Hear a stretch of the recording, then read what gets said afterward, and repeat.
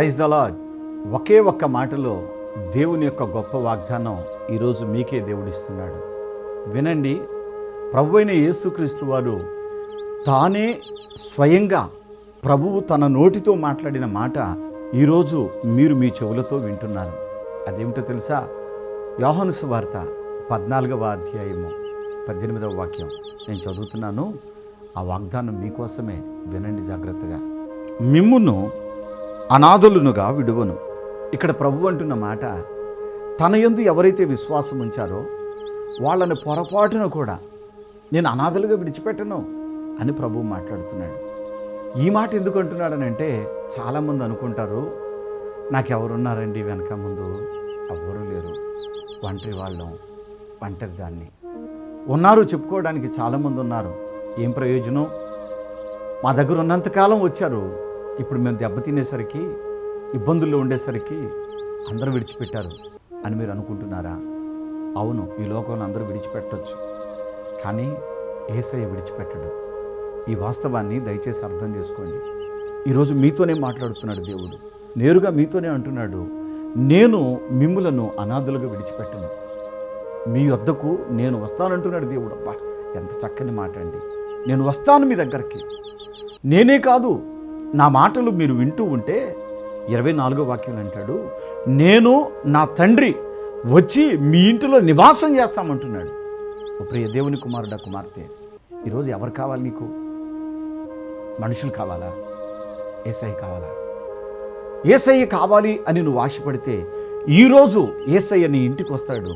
ఈ క్షణము నుండి తండ్రి కూడా నీతో పాటు నీ ఇంట్లో ఉంటాడు. అప్పుడు నీ పరిస్థితులన్నీ చక్కదిద్దబడతాయి. ఆయన నిన్ను అనాథగా విడిచిపెట్టాడు. నువ్వు ఒంటరిదానవు కావు, ఒంటరివాడవు కావు. ఎవరో లేరు, ఎందుకు బ్రతకటం? ఈ బ్రతుకు అనవసరమని నువ్వు అనుకుంటున్నావేమో. పొరపాటును కూడా అనుకోవద్దు. నా ప్రభువు ఈ క్షణం నుండి మీతో ఉండి మీకు జన్మనిచ్చిన వాళ్ళకన్నా, మీకు తోడ పుట్టిన వాళ్ళకన్నా, మీకు జన్మించిన వాళ్ళకన్నా, మీ బంధుమిత్రాదుల కన్నా ఎక్కువ సహాయం చేసి గొప్పగా మిమ్ములను అనేకులలో నిలబెట్టే నా యేసయ్య ఈరోజు మీరు రాబోతున్నాడు. ఒక్కసారి నువ్వు కన్నులు మూస్తే, సేవకుడు నేను మీకోసం చిన్న ప్రార్థన చేస్తాను. పరిశుద్ధుడా, ప్రేమగల తండ్రి, మీకు స్తోత్రాలు నాయనా. మీరు చెప్పిన ఒక్క మాటలోనే ఎంత ప్రేమ ఉంది యేసయ్యా, ఎంత గొప్ప జాలి, ఎంత గొప్ప దయగలవాడు నాయనా. ఈరోజు ఈ వాక్యపు వాగ్దానాన్ని ఎవరైతే విన్నారో, వినిన ఈ బిడ్డలందరినీ మీరు దీవించి ఆశీర్వదించి, ఈ బిడ్డలందరినీ మీ కృపచేత బలపరచమని, మేలులతో నింపమని యేసు నామములో అయ్యా, ఈ దుఃఖము నిట్టూర్పులు కొట్టివేసే నీవు, ఉన్న స్థితి కన్నా గొప్ప స్థితికి నడిపే నీవు, నీ పిల్లలను వ్యాపారములో, వ్యవసాయములో, చెరువులలో, కంపెనీలలో, ఫ్యాక్టరీలలో, ఉద్యోగాలలో, చేతి పనుల్లో, రెక్కల కష్టంలో ఎక్కడ చూసినా గొప్ప చేయగలిగిన నీవు ఈరోజు నీ పిల్లల ఇంటిలో నీకు వస్తున్నందుకు వందనాలు ప్రభువా. ఈ క్షణం నుండి నీ బిడ్డలను గొప్ప చేస్తున్నందుకు స్తుతులు చెల్లిస్తూ, తండ్రి అయిన దేవా, మీ కుమారుడిని యేసు నామములో ఈ ప్రార్థన మీకు సమర్పించుకుంటున్నాను తండ్రి. ఆమేన్. షలోం. దేవుడు ఈ క్షణం నుండి మీ ఇంటిలో ఉంటున్నాడు. నమ్మండి. దేవునికి స్తోత్రం కలుగును గాక. ఆమేన్. 6 లక్షల అప్పులు ఉన్నాయి. నా అప్పులన్నీ తీరిపోతే నేను 7 నెలలు వస్తాను, ఒక టీవీ కార్యక్రమం స్పాన్సర్ చేస్తానని అనుకున్నానయ్యా. నా అప్పులన్నీ తీరిపోయినాయి, నేను స్పాన్సర్ చేశాను. 6 లక్షల రూపాయల అప్పులతో ఈ పరిశుద్ధాత్మ అభిషేకం అంజూర పండుకొచ్చారు. అభిషేకింపబడటం, అంజూర ఫలాన్ని భుజించడం, 7 మాసాలు రావాలని తీర్మానం చేసుకోవటం, అదే రీతిలో టీవీ కార్యక్రమానికి స్పాన్సర్ చేయాలని కూడా మొక్కుబడి చేసుకోవటం జరిగింది. ఆశ్చర్యకరమైన రీతిలో దేవాతి దేవుడు మల్లేశ్వరి గారి యొక్క కుటుంబంలో ఉన్నటువంటి 6 లక్షల రూపాయల అప్పులు తీరిపోవడం జరిగింది. ఈరోజు టీవీ కార్యక్రమానికి స్పాన్సర్ చేయడం జరిగింది. దేవుడు చేసిన మేలును బట్టి దేవునికే స్తుతి కలుగును గాక. పరిశుద్ధాత్మ అభిషేక అంజూర పండుగ జరుగు స్థలముల వివరములు. బాపట్లలో జూన్ 25వ తేదీ గురువారం ఉదయం 8 గంటల నుండి జరుగును.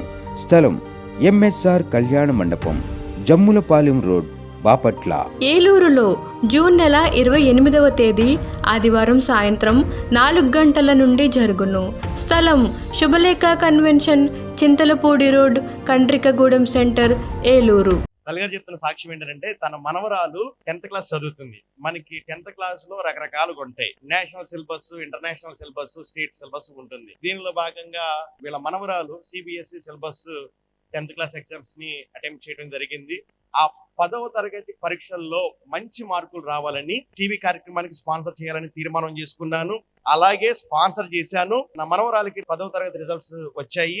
ఫస్ట్ క్లాస్ లో తాను పాస్ అయ్యిందని సాక్ష్యం చెప్తున్నారు. చప్పట్లు కొడతారా? చక్కటి రిజల్ట్, ఫస్ట్ క్లాస్ లో పాస్ అవటానికి దేవుడు కృపనిచ్చాడు. పరిశుద్ధాత్మ అభిషేక అంజూర పండుగ జరుగు స్థలముల వివరములు. ఖమ్మంలో జూలై 1వ తేదీ బుధవారం ఉదయం 8 గంటల నుండి జరుగును. స్థలం మంచికంటి భవన్, సిపిఎం ఆఫీస్ ప్రక్కన, ఎన్ఎస్టి రోడ్, ఖమ్మం. ఆత్మకూరులో జూలై నెల 1వ తేదీ బుధవారం ఉదయం 8 గంటల నుండి జరుగును. స్థలం డైమండ్ ఫంక్షన్ హాల్, బస్టాండ్కు దగ్గరలో, నంద్యాల టర్నింగ్ వద్ద, ఆత్మకూరు. రేపల్లెలో జూలై 2వ తేదీ గురువారం ఉదయం 8 గంటల నుండి జరుగును. స్థలం Veeravalli Kotaiah function hall, Uppudi road, Bapatla జిల్లా, రేపల్లె. పెద్ద డోర్నాలలో జూలై 2వ తేదీ గురువారం ఉదయం 8 గంటల నుండి జరుగును.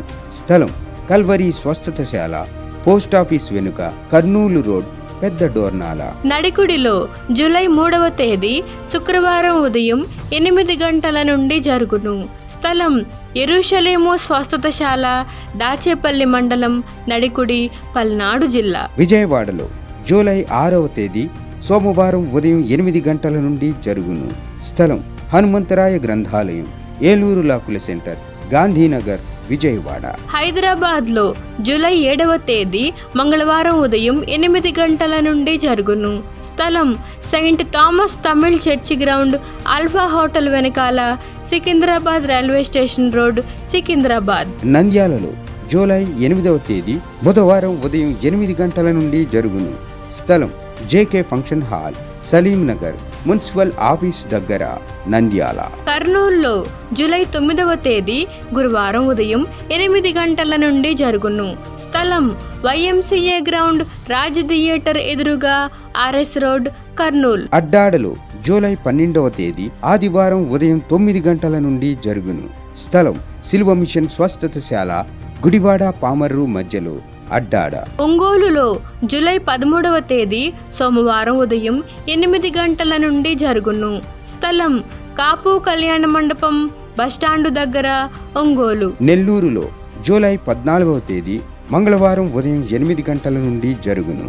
స్థలం జిపిఆర్ గ్రాండ్, ముత్తుకూరు గేటు దగ్గర, మినీ బైపాస్ రోడ్, నెల్లూరు. ఆదోనిలో జూలై 16వ తేదీ గురువారం ఉదయం 8 గంటల నుండి జరుగును. స్థలం international function hall, 2 town police station ప్రక్క రోడ్, ఎస్కేడి కాలనీ, ఆదోని. గుంటూరులో జూలై 19వ తేదీ ఆదివారం మధ్యాహ్నం 3 గంటల నుండి జరుగును. స్థలం LEM high school ground, lodge centre, Brodipet, Guntur. తాడేపల్లిగూడెంలో జూలై 20వ తేదీ సోమవారం ఉదయం 8 గంటల నుండి జరుగును.